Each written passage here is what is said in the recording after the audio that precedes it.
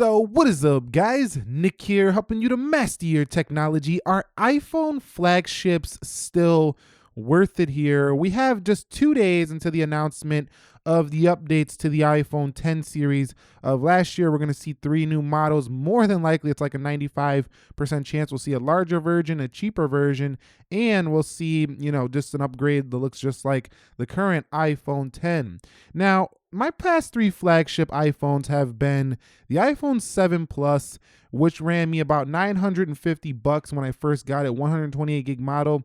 The iPhone 8 Plus, which ran me about $800. This one is a 64 gig model. And this guy right here, the 256 gigabyte iPhone 10 was like $1,200 something with taxes and all that. So these phones are significant investments when you are buying a flagship phone, yet the market seems to keep upgrading every single year. I don't think there's been many tech products that can continuously be upgraded like a smartphone. This is pretty crazy. Every single year, the prices keep rising, yet record sales keep occurring. This never happens with laptops. People keep laptops for years. Okay, so for most people that are considering a flagship device, cost is going to play a factor. I've been to Apple stores. I hear people all the time, how much is this phone? How much is that phone? Is it really worth it over this phone? I hear them asking people this all the time. I want to answer their questions personally, but I don't know them like that, so I just take it to the video. The iPhone SE represented something Apple doesn't usually do. Apple always wanted to bring high quality devices. They never really wanted to bring cheap devices, but the iPhone SE was kind of a recycled 5S, and because they were able to use that body, they were able to bring the price down. But phones like the iPhone 7 are still very popular because they're cheaper entries than these phones right here. Now, the fact of the matter is both of these phones definitely operate well enough to get your daily tasks done. And there's really no issues or big differences between using these two and using the more premium offerings. The applications run about the same. You're going to get the same work done on either one of them. Yes, the iPhone SE screen is cramped. And yes, the iPhone 7 screen is small compared to some of these larger iPhones. But at the same time, these phones still operate and do essentially the same thing as these devices, considering how consistent the iOS experience is across the platform. So the flagships, are they worth it when you have mid-range offerings that can compete with the iPhone 10, such as the OnePlus 5T, the OnePlus 6? OnePlus is really killing in this category, but if you're not an Android person, the iPhone XC, the rumored cheaper iPhone, or even the iPhone XSE, who knows what it's going to be called, maybe the iPhone XR. There's a lot of names floating around. This phone, I feel like, is going to be the most sold iPhone this quarter, along with the iPhone XS Max, because you have two camps of people. People who either want the most premium gadget or they want the cheapest gadget. There's not too many people, I think, that want the middle gadget. So the reason why the OnePlus 6 has been so successful is because it's a cheaper price and people want the cheapest flagship. It's still got the most premium type of specs you can get in a phone, basically, yet you have the cheapest price. So the people who want the cheapest phone picked up the OnePlus 6. And over here on the Apple side, the people who want the most premium phone always pick up the iPhone 10, yet you see iPhone 7 and 7 Plus sales continue to be strong because people want a cheaper yet still modern device. So I think this is why you're going to see massive sales for the cheaper iPhone with the LCD screen, regardless if it accesses some features. I don't think most people are going to care about those features that Apple does omit. So as somebody who's experienced all of these flagships in the past couple of years, I've already decided that before I started making this channel, making these YouTube videos, the only way I'm going to buy these phones is if I make them be intertwined with my work, because it's just not worth it to buy these things unless you're going to use them for your work. That's how I feel.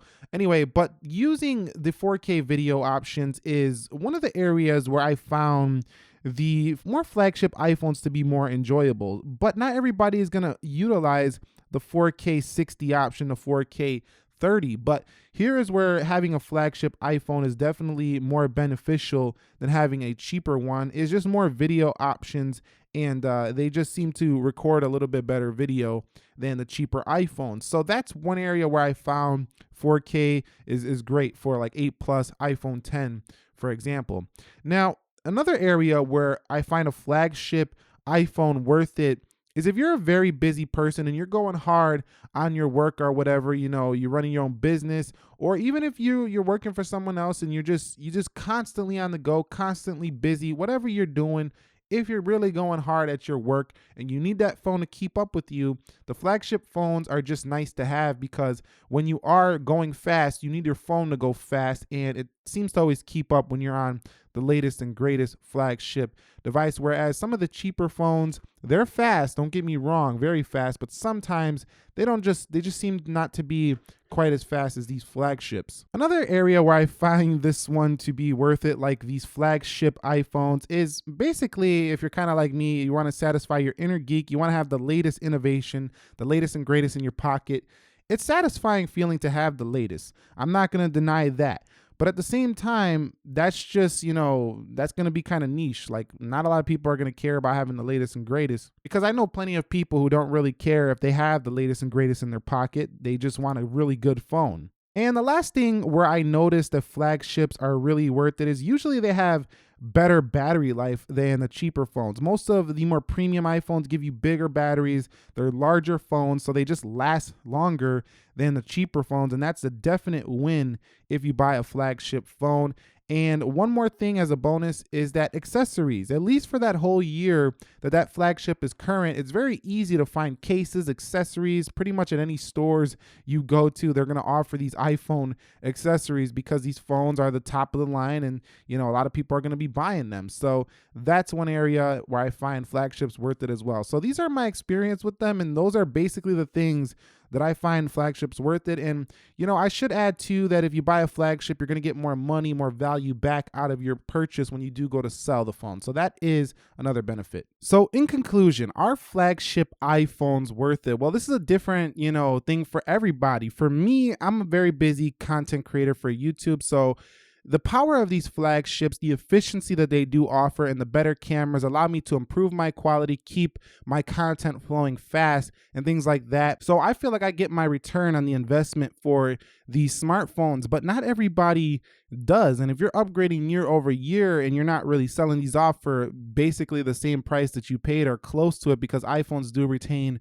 their value right before the new one comes out, then you're kind of losing every year, because they do plummet after the year ends and the new ones come out. Then you start seeing $200, $300 price decreases on older iPhones. So you got to really decide if you're really getting your money's worth out of these. That's the perspective of a YouTube content creator. Now, most YouTube content creators, journalists, people that write technology or make video for a living, these people are usually into tech. That's why they do it. They love what they do and they get excited for these devices. So of course, they got that inner geek. They want to promote it. They want to say it's great, and I have no problem with that. They definitely are correct in saying that these phones are great, but most of these people are getting a return on these smartphones. So they're not in the perspective that you're in, more than likely, and that is, I don't really need all of these features every single year. That's where I think phones like the iPhone 7 are still good. I think the iPhone 6s are still good. The iPhone SE is still good, and that's why you see me make these videos. Should you still buy these devices? Even the iPhone 6s Plus, all these phones are still strong offerings, even though they might look a little bit dated compared to the new flagships. Now, don't let me dissuade you and make you think that I don't like flagships. I obviously love the flagships, and I will have the new ones coming to the channel. But I also realize that not everybody is absolutely going to feel the same about the way, I feel that these phones are all worth it. So what are some of the smartest moves I think one can make? And I think that is to actually assess your needs, pros and cons. Make a list. One side says pros, one side says cons. See what the pros are. If the pros of a flagship outweigh the cons, then definitely go for it. But if you're realizing that, most of those pros on your list are just things that are basic tasks, most of the cheaper phones will do. So one of the best times to buy an iPhone is when the new one just drops. Wait just a couple weeks after. Head over to some third-party retailers and check out the prices like eBay, Swappa, Amazon refurbished, certified refurbished, that is. These phones are going to drop $200, $300 a piece, and you're definitely going to get a great on just a one-year-old flagship, which is still very powerful. So there's no straightforward answer if a flagship iPhone is worth it. It really depends on the person, but I think more than ever, it's not really worth it for people who aren't going to get a return on their investment. People aren't using these hardcore. Most 1-year-old phones, most cheaper iPhones will do the trick. And I'm really hoping we see an upgrade, or at least a phone that is in that $500 price range like the iPhone SE was, to replace this guy right here. And because of the fact that most people don't need all of the latest and greatest features all the time, and most iPhones do offer up the same basic iOS experience, this is why I think the XC, or the cheaper model, is going to be the hottest model on the market in just a couple months. But let me know your thoughts. Do you feel like a flagship iPhone is worth it every single year? Do you buy a flagship iPhone every single year? Did you buy one and you're like, why did I get this? This was just not worth it. I could have just got a cheaper iPhone. Let us know your thoughts down below in the comments section of this video. And if you found this video helpful, enjoyable, entertaining, informative, do me a favor, click that like button for me. And if you're new here, consider subscribing for more. Nick here helping you to master your technology. Be sure to be well, and peace.